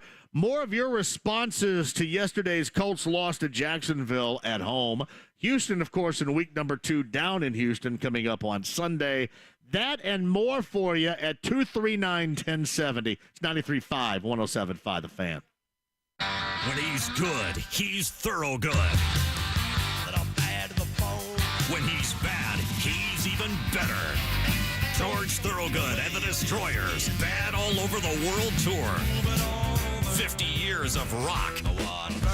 This Thursday night, Murat Theater at Old National Center. Tickets on sale now. Online at livenation.com or the Old National Center box office. George Thorogood and the Destroyers.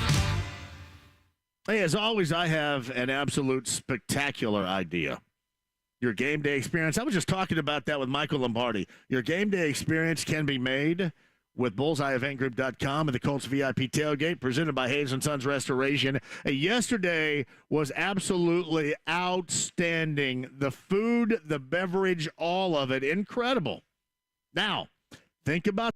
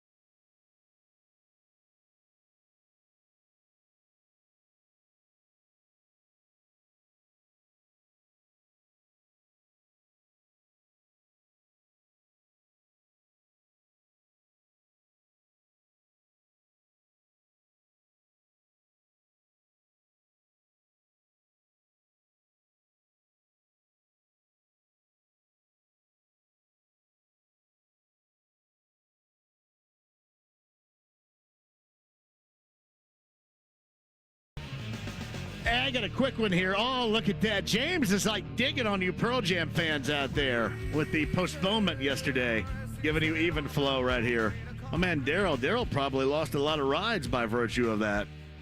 That was a late one, too. It's funny. I was coming out of the JMV takeover downtown on Saturday night, and I saw all the Pearl Jam buses pull up to the Conrad.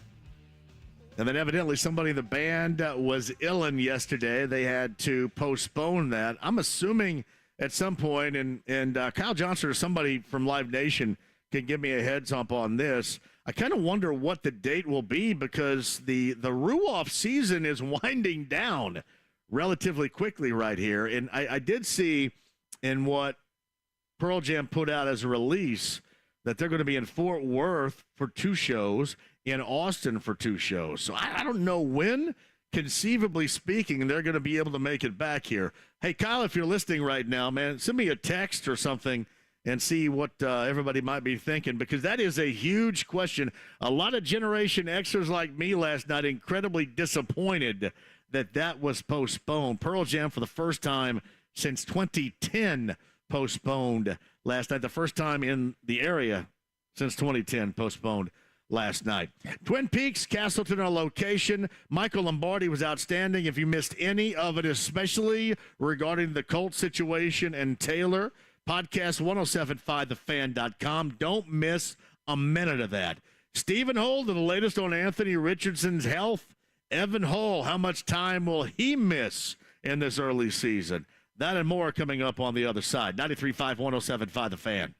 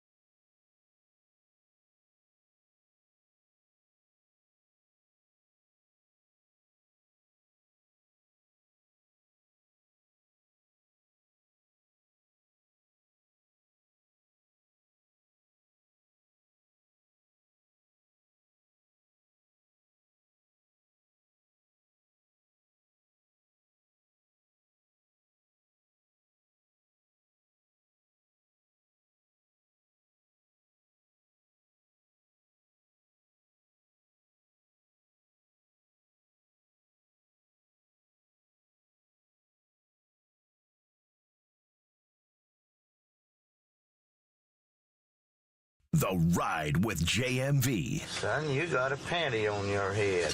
You drive fast, eh? 93.5 and 107.5. The Fan. Twin Peaks, Northeast Side, Castleton, thank you for joining us on this Monday Night Football, Monday afternoon. We close week one with the Jets and the Bills coming up later on tonight. Of course, the Colts lose at home yesterday to the Jacksonville Jaguars. More discussion on that. If you guys aren't in yet, get in at 239-1070. You've heard my thoughts. I mean, really in-depth thoughts on the game so far. So I'll give you a chance here to close the show with that. Colts Roundtable Live coming up at the top of the hour. And we've got a busy week for you. Larceny Bourbon Locks, Luna Azul Tequila Shots coming up on Thursday. Parks Place Pub with our betting analyst, Brent Halverson. That is on Thursday in Fishers. I better see you there. You got to be there. Big week for us, too. Back in studio tomorrow. If you missed it, Michael Lombardi a little bit earlier, the former NFL executive, regarding the Colts yesterday and more surrounding NFL's week number one. But on the Andy Moore Automotive Group hotline right now, he joins us, and the voice is a bit iffy. I know this. Now, we celebrated New Edition, got together back on 1978. Earlier this month, 1978, and I'm going to gauge whether or not that one of my favorite groups of all time, New Edition, if they held an open tryout, if Stephen Holder of ESPN.com would be worthy of making the squad. How's that voice sound? Can you hit any high notes? Any Johnny Gill-like high notes right here? No, there's no chance. No chance at all. Oh, man. I think, and so this is going to be rough, but I'm here for you, brother. That's all right, man. I appreciate that. I think this is the result of me screaming at the Colts to get to convert a freaking third down. Maybe that might be the result of that. I think there were a lot of unconverted. Well, and we'll get to the good and the bad on this in just a second too, and obviously. The bad to me starts with what you're talking about. It's kind of the same old with, trying to be able to convert short yardage situations. Yeah. And then the fourth quarter defense was, even if they were put in bad situations or whatever, gave up 14 yesterday. And that was pretty appropriate to what we witnessed throughout the season a year ago. But first things first, I do want to start with the relative health of Anthony Richardson. We saw him go down late in that game. Where did Shane Steichen say earlier he is as of the start of this week? Yeah, I mean, Shane was pretty optimistic about his status. He didn't think there was any issue with Richardson coming out of the game. He even said that Anthony could have gone back into the game on those final couple of plays, but they kind of made a decision in the heat of the moment to just kind of play it safe. I think they knew the game was over, so I get it. So I think he'll be fine. My concern is not about this week. My concern is more in the grand scheme. He's got to worry about the accumulation of these things, and that goes for both Richardson and for Shane Steichen. I think if you look at yesterday's game, you saw a handful of designed runs where in the first half you saw a handful of designed runs where they intentionally had him run the ball. You did not see as much of that in the second half, if at all. You saw him run, but it was more of the scramble variety where, something broke down and he got out of the pocket. So I wonder, for example, was that deliberate on Shane Steichen's part, to kind of, keep him out of harm's way.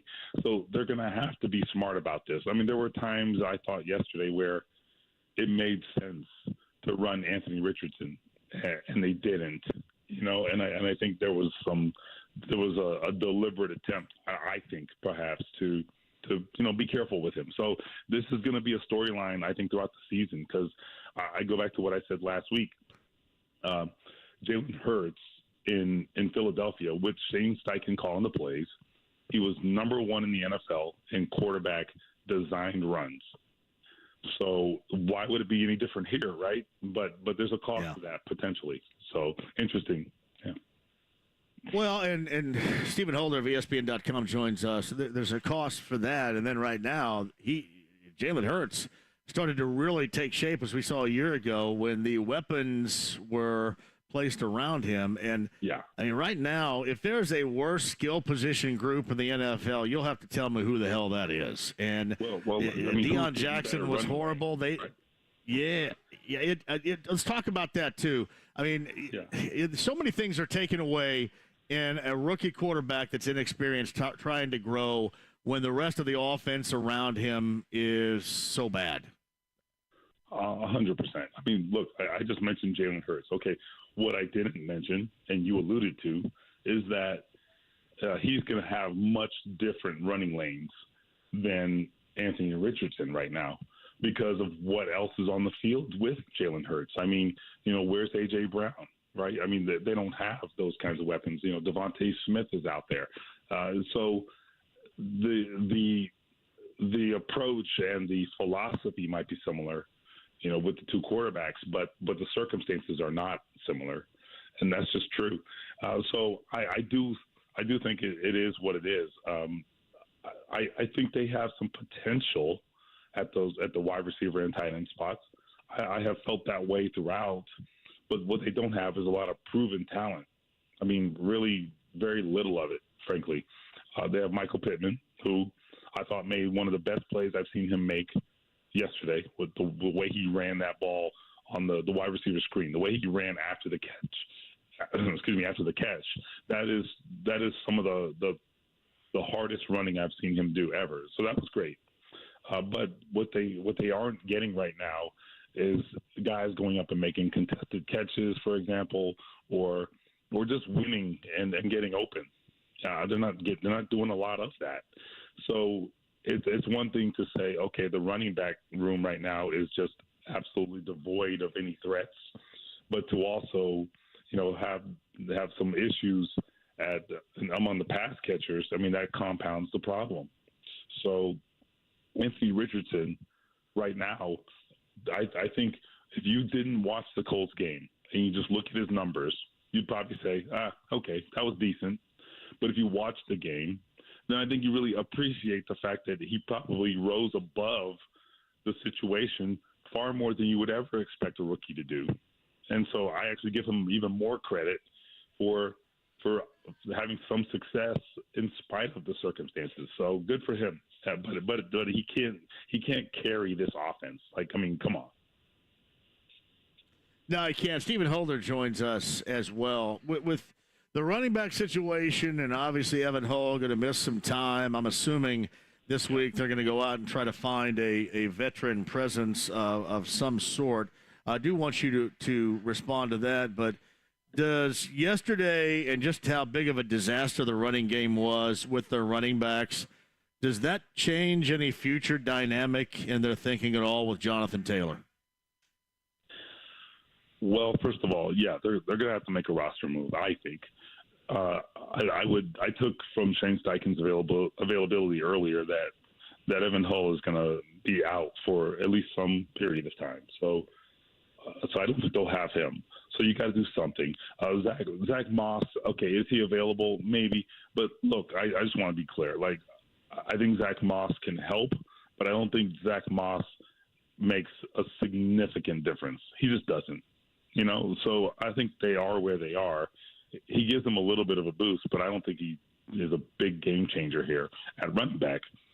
So does that circumstance change things with Taylor? I mean, right now, no, but, they still have several weeks before he's eligible to play. But it certainly doesn't give them, it doesn't strengthen the Colts argument. Let's put it that way. And whatever that argument is, that, we just got to kind of see what we have. And no, come on. I mean, look, talent is talent. I don't care what the system is. This whole idea that, we got a new scheme and all that. I mean, come on. I mean, if you have a great running back, do you care what scheme he's in? I mean, there could be some circumstances where a guy would be better in one scheme than another, but ultimately, when a guy is special, he's special, and it doesn't matter to me. So that argument to me was always just completely void. The other argument, They won 4 games last year. We need to see who wants it, et cetera. Okay, I think that's fair. But I also think, look, you have to signal to your team that you are doing everything possible to try to win, and to your fans as well. So just dismissing it out of hand is really interesting. Now, here's the thing. I'm not suggesting that they should run out and pay Jonathan Taylor. I mean, that's crazy to suggest that after that game they should just give him whatever he wants, right? That's not what I'm saying. What I do think, though, is that where I think Chris Ballard may have maybe made a misstep here. Go back to the spring when the Colts told him, we are not extending your contract. I think the mistake there possibly could have been the one alternative could have been, okay, look, we're not saying no, but we're not open to it right now, but let's keep talking. That was one way to at least keep the door open. Maybe it ultimately doesn't get done, but you could keep the door open, keep Taylor engaged, and keep talking to him. And maybe he comes to camp with the hopes of getting a deal. Maybe he comes in and is more serious about, performing and playing, and maybe he'd be on the field right now. I don't know.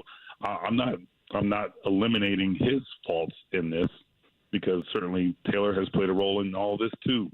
But I do wonder what would have happened had Chris Ballard taken that approach and said, hey, let's work this out, let's talk about it, and let's see if we can figure something out, as opposed to just saying no right out of hand. Stephen Holder of ESPN.com, he is absolutely nutting up and getting through this right now. I appreciate that, because you got some knowledge and conversation pieces that we certainly – what's that? Can you guys even hear me? No, you sound fine. I can hear you fine. Okay, cool, and let me tell you this. I'm nearly deaf, so if I can hear you, you're just fine. Believe me. All right, cool. If I can hear you, you're fine. The error in judgment certainly – is one that seems to be a little bit profound in this case. Is one game enough for this? I guess to add to that, is this more about a Ballard stance, an Irsay stance, or a Ballard and Steichen stance, or is it all three together?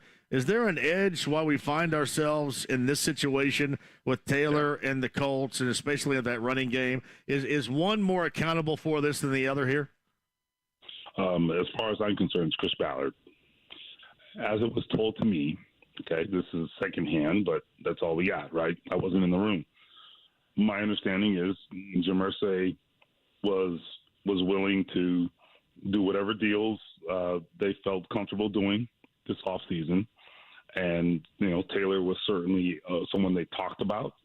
And my understanding is that it was Chris Ballard's decision to move forward in this fashion and to not extend that deal right now. So I do believe, I can't promise you this, but it's my opinion, okay, that had Chris Ballard said, hey, I think it's really important that we extend Jonathan Taylor, I think it would have got done.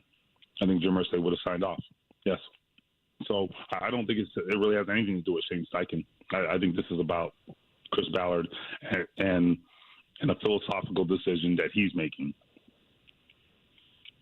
Hey, you think this would have been a different situation if there would be more of an immediate need to see results? You know what I mean? Because now, I think both you and I are on the same page with this. He's going to have 3 years to either do the same old lack of result stuff we've seen so far, or have a turn of the page, change of pace, and do something different positively here. Would we see a similar set of circumstances if there wasn't more of an immediate need to win? Okay, well, I'll answer your question with a question. Yeah. Is Chris Ballard operating like someone who is concerned about his job? Right? No. I mean, clearly. He is not. Clearly, yes, that's right? it. Yeah, I probably could have saved about a minute and a half right there. Yeah. So. Yeah, it's not a criticism. I'm not saying that as a criticism. I'm just stating a reality. And the fact is, I think he understands that because Jim Irsay has said it. Jim Irsay has basically been clear that they're going to reevaluate and take a step back and they're going to build this thing. Or I don't even think build was the word, but I mean, they're going to proceed in a different fashion. It feels like a rebuild. They're not calling it that, and it's not a traditional rebuild. They didn't cut a bunch of people. They brought back the same team, but they certainly didn't add to it. Okay, I mean, what is the big move they made this year? Anthony Richardson, and outside of that, what are we talking about? Tell me the big transaction the Colts made. In fact, they go the other way. The big transactions go the other way. Stephon Gilmore's gone. That moves like that. So, I mean, they're not a team that really made any concerted effort to have a significant talent upgrade. That did not happen this offseason. So, to me, that tells you everything you need to know. And again, it's not a criticism. Nothing I just said was critical. These are facts. That's what it is. Is this lack of a running game and specifically a lack of, if it were a normal Jonathan Taylor, is this progress damaging for Anthony Richardson, in your opinion? I mean, it's not good for this reason, because I think what you want your young quarterback to experience some success, and it just makes it harder on him. You want him to get into a groove and throw a few touchdowns, and you want him to really experience, some good fortune. And he did have some, to his credit, but this makes it a lot harder. And so I think in the grand scheme, that hurts him. And, when you do experience some success as a young player, particularly a quarterback with all that pressure on you, I really think that there's a snowball effect there, and the confidence grows and all that. And so, that's where it hurts him, I think. The good news for them, and they know this, the good news is that he's incredibly headstrong. He is certainly a cool customer, all of those things, right? So, I mean, he won't be burdened by this, but I don't think it helps him. Certainly doesn't. And ultimately, look, I mean, teams are they're gonna watch the tape, and they're gonna know that the Colts can't run the football, and so they're going to, they're gonna dare Anthony Richardson to make tough throws, and that just makes his life harder. So Stephen Holder of ESPN.com with us via the Andy Moore Automotive Group hotline. Had they been able to run the football at all, much less the running backs average themselves 1.5 yards per carry, which is embarrassing. But if they were able to do that at all, might we have seen a shot or two down the field? Because I kept waiting on it. It never came. And I kind of wondered also how scripted the playbook was from Steichen to Richardson, and how deeply into the game they went with the script going. That's a good question. I actually, as I was watching it, I did wonder if Shane was being a little conservative at times. But on the other hand, I think this goes back to what I was just saying. The Jaguars not really respecting the run game. They stayed in that too deep safety look for much of the game. And when you've got those two deep safeties, it's really hard to take shots. So Anthony did the right thing. He took the underneath passes. He took the checkdowns. He did a good job. I mean, he had the one interception, and I think he probably should have came off that progression. That's probably on him. But anyhow, for the most part, he did a good job taking what they gave him. I mean, and they didn't give him much. So you asked me just now, if the Colts would have run the ball, could they perhaps have taken some deeper shots? And the answer is yes. If you are running the ball effectively, and we saw this with Jonathan Taylor. I mean, 2 years ago, how many times in 2021 did Jonathan Taylor run against 8-man boxes? All the time, right? All the time. And so when you do that, you get them out of those two deep safeties, and maybe they bring one of those safeties down, and now it's a single safety. Well, that's the look you want. That's what you want, to be able to take those deep shots, and without it, it's just really hard on a rookie quarterback, particularly because the windows are going to be smaller, and you're asking him to be really precise with the ball, and it's just a lot. So it's tough, and the Jaguars, deliberately kept those two safeties deep. Yeah, you're right. It's Stephen Holder of ESPN.com via the Andy Moore Automotive Group hotline. It concern you at all, or is it more of a product of the three and out, and the short field and all that? With the 14 given up in the fourth quarter by a defense a year ago that was 32nd in fourth quarter defense. Because, listen, there were so many good things to talk about with the defense yesterday, and then unfortunately it all kind of went out the window with the way things ended. Is that entirely do we place that in comparison to a year ago on the defense, or was that more about basically the lack of any offense whatsoever, ball movement wise? Yeah, I mean, it wasn't great, no question. But I do think at some point, look, you got to get some first downs. I mean, ultimately, that is what did them in last year. I mean, they weren't great on defense, but I mean, they were serviceable at times. They just had an offense last season that just couldn't move the ball. So, it was inevitable. And I felt a little bit of that in the fourth quarter yesterday. The offense got really stagnant in the second half at times. And I just think that's just really detrimental to a defense. So, not great. And I think their sudden change defense was bad after the interception. They weren't great on the sudden change. I think they scored 3 plays later after Richardson threw the pick. So you can't have that. But ultimately, there was an issue there where it was, frankly, just an inability to get first downs. And that makes it really tough on the defense, I think. I would say overall, I was heartened by what I saw from the defense. But they just got to tighten some things up. No question about that. They definitely got to tighten up some things. But given who was playing cornerback and things of that nature, I mean, I wasn't very optimistic about that. I mean, I thought they held up okay, and I think they did a worthy job, I thought. Short yardage was kind of like short yardage that we know. It was not any good. How did you view at the end of that game the way the offensive line played? Because I felt you could look at it a couple of different ways here. I couldn't really tell other than it kind of looked like the same old in terms certainly of short yardage. And obviously you can look at play calling, on third down and on fourth, whatever. But I just thought, I thought that there was a lot of the same old there. How'd you view it? Yeah, I mean, I thought the offensive line overall was okay. Just okay. And I thought in the short yardage situations, there were some instances where they did not get enough push, just frankly didn't. And so, I would grade them kind of average yesterday, the offensive line. And I'm going to go back and look at a little more of it. I've done some of that already in watching the tape. But, I thought they could have gotten some more out of the offensive line. And I thought they left a little bit on the bone there.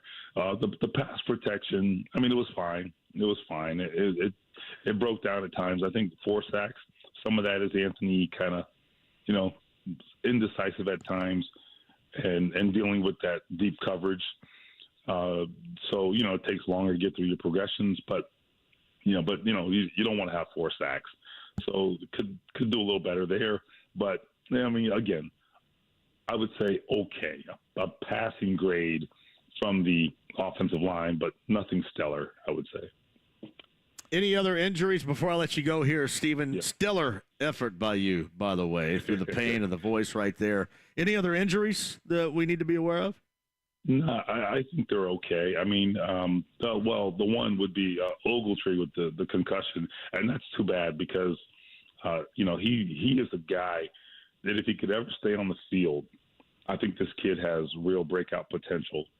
We're going to have to wait again to see it. We'll see how he is come Wednesday, but that was a big play he made. I mean, and that guy teed off on him, just absolutely teed off. That's just you can't do that. I for a second wondered if the refs might throw him out of the game.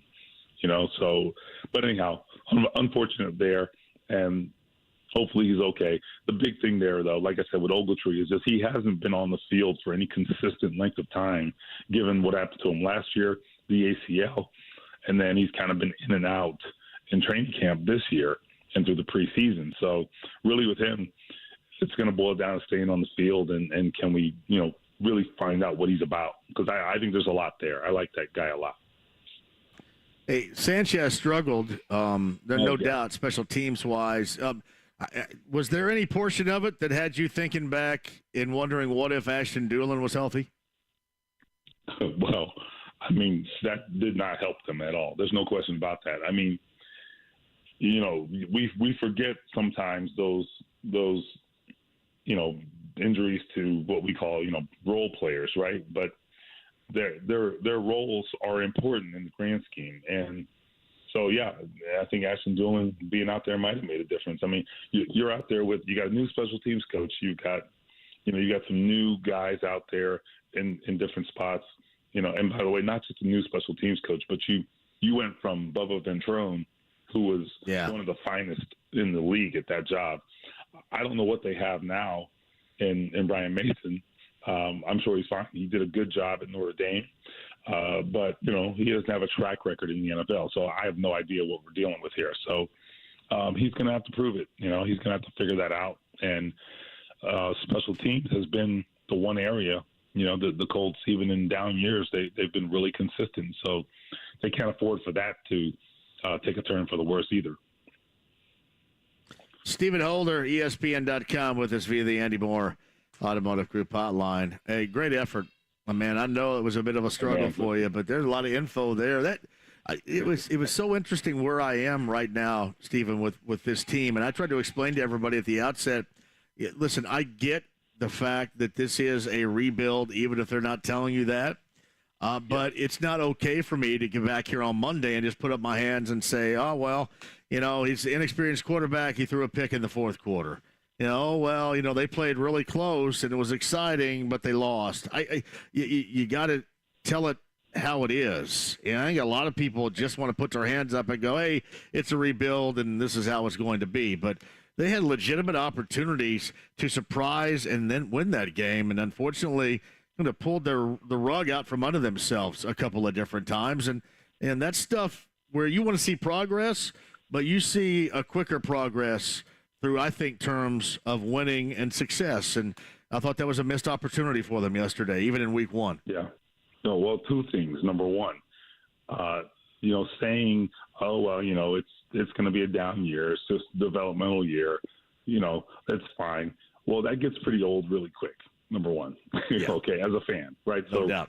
They're not going to be saying that in 6 weeks, okay? I assure you, number one. Number two, if you truly want to evaluate this quarterback and find out what he's about, then give him the tools. And I just think they failed to do that.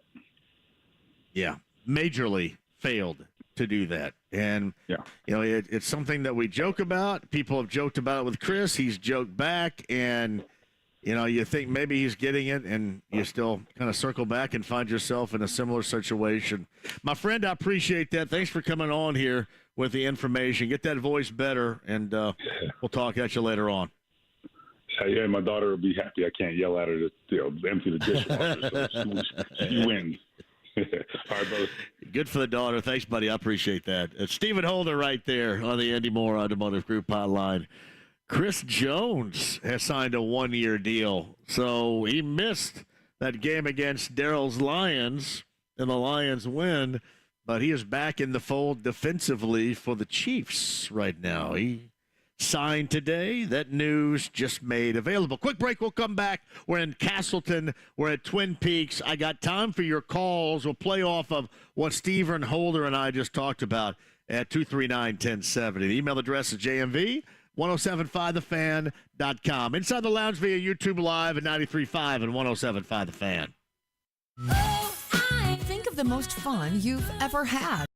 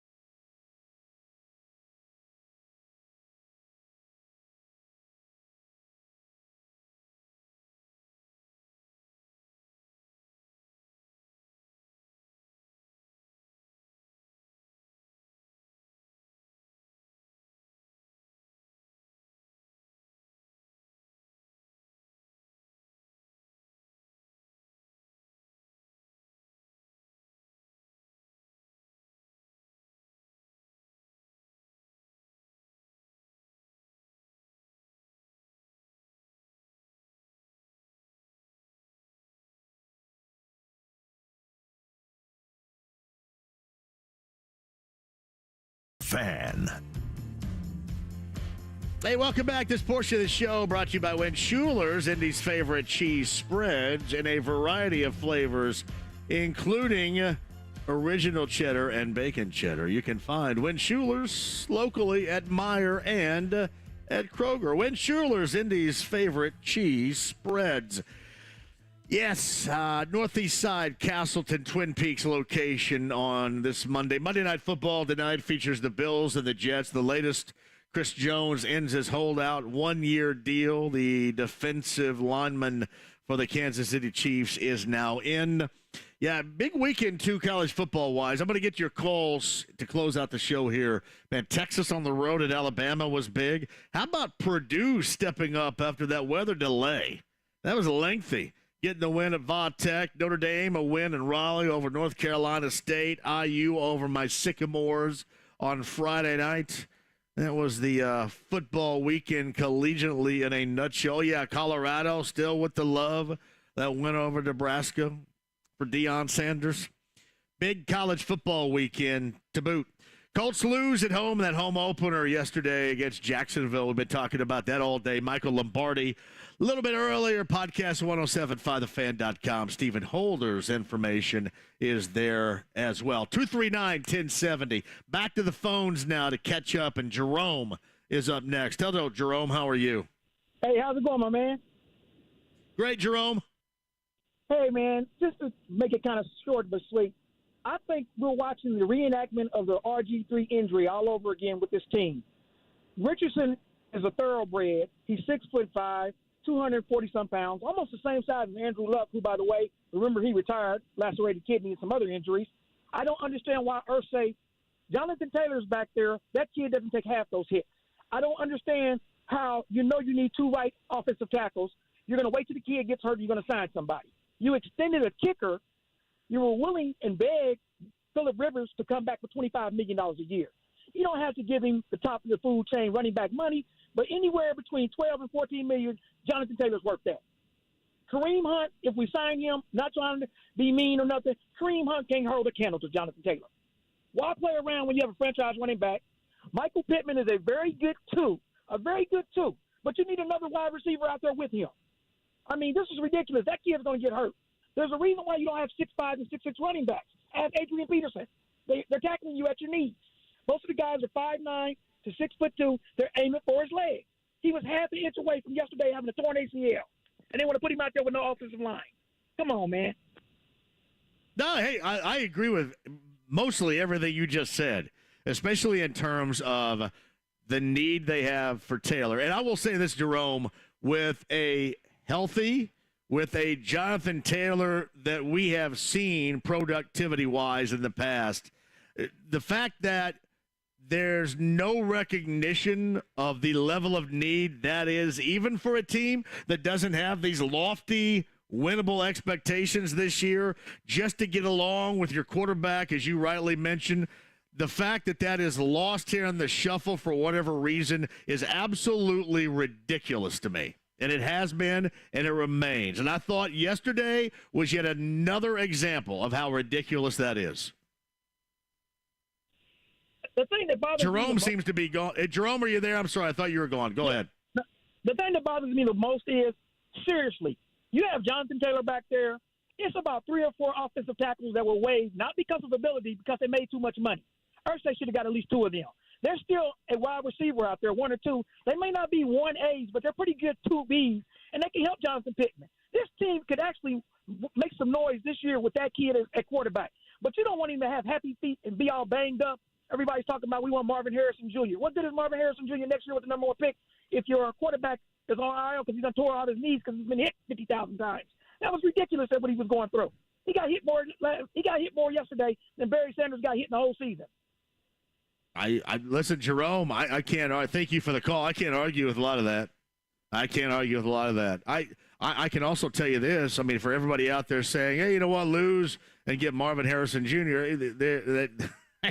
who's going to guarantee that? Any of this? Right.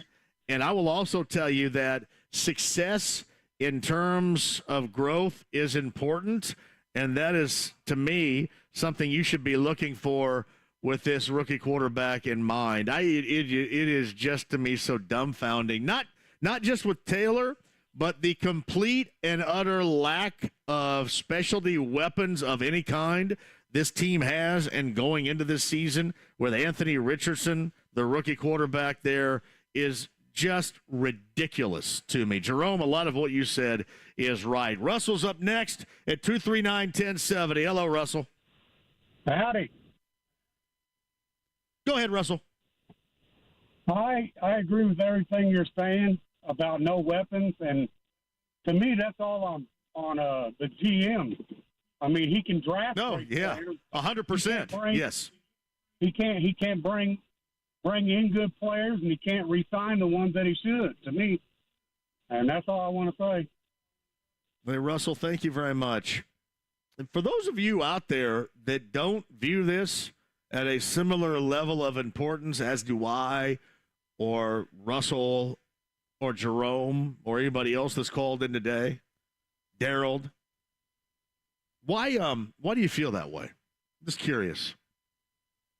And when I asked Stephen Holder about just the comfort level that you have in not addressing these needs because you now, after 6 years, have time, why do you not deem it as necessary as we do? Just out of curiosity. 239-1070. I know we got Colts Roundtable Live, top of the hour. Chris joins us right now. Hello, Chris. Hey, good. Hey, how's it going, JMV? Chris, I'm fantastic. Thank you for the call.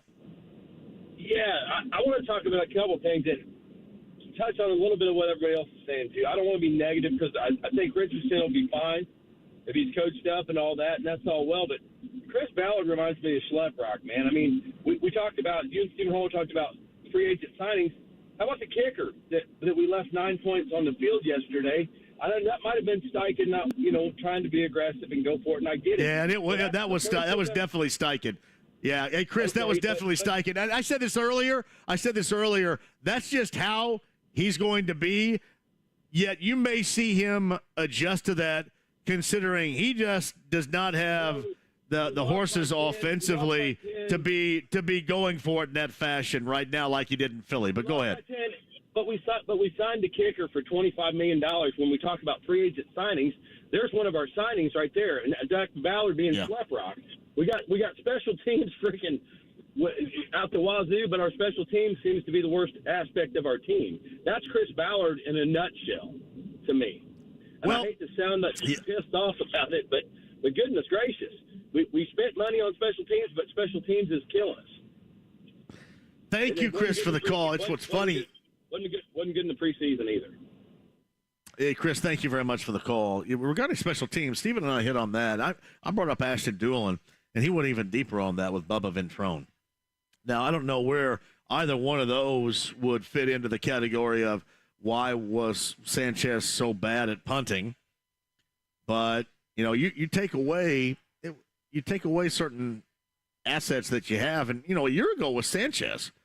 People always said, the punter's not that important. It doesn't matter. It's a dime a dozen or whatever. But when you took him away a year ago, that didn't matter. It just, yesterday he struggled and that unit struggled. But remember, Bubba Ventrone now is in Cleveland, I believe. And, Ashton Doolin's done for the season. So those are two major components to any success that group has had in recent history. But I just can't get over the fact that, you look at this team, and this is the skill position weapons they have. I'm not taking anything away from Michael Pittman Jr. I know it sounds like I am, but that 39-yarder, you minus that where he got loose and got a little escort to the end zone, you minus that, and look at the wide receiving group. It has to be better, and there just isn't much of an outlook that it's going to be unless somebody has a change of tune, either on the Taylor side or on the Colts side right here. And I don't think anybody believes that's going to be the case. But, yeah, the lack of skilled players, of offensive threat prowess was startling yesterday. Startling. 239-1070. We'll close it out with you coming up on the other side. We're live at Twin Peaks in Castleton on a reasonable Monday. 93.5 and 107.5.